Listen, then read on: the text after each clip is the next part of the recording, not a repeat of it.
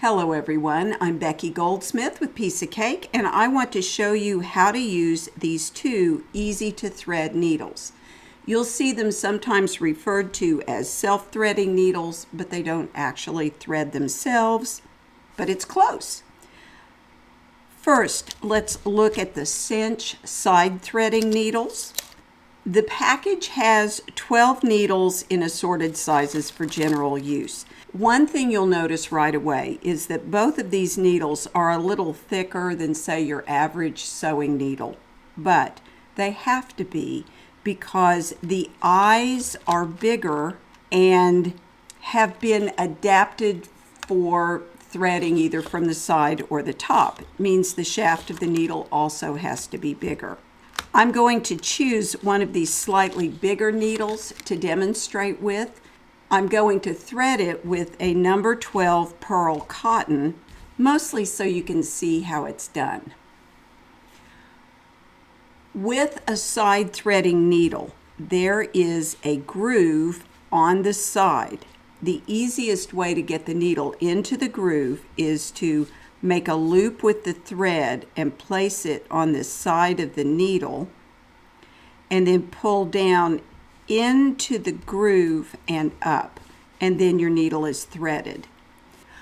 The thing you'll want to watch with this is not to get the thread over here and pull the top edge of that opening out of position, because then it will stick out enough to grab the fabric as you pull through, and that means you'll need to discard this needle and move on to another one.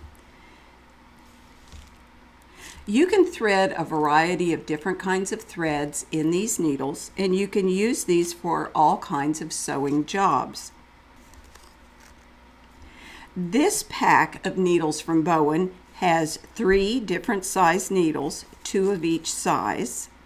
They're a little bit finer than the Sench Self Threading needles. And here again, I'm going to choose the biggest one because I'm going to use this 12 weight pearl cotton to demonstrate again so that it's easier to see.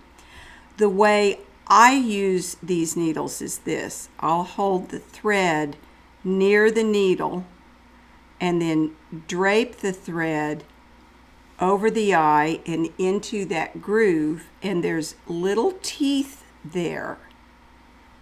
And you want to pull the thread past the teeth into the eye of the needle, and then you're threaded.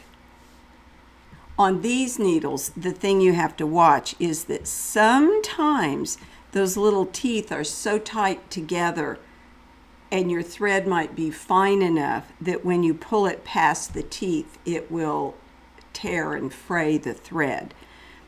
Again, matching the thread with the needle that you choose to use is very important. I use these needles most often when I am machine quilting.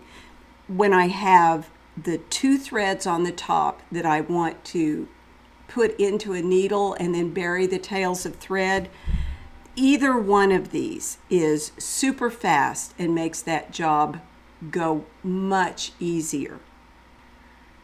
I don't look forward to the day when I will have trouble threading a needle to the point that I need to be sewing with these needles all the time.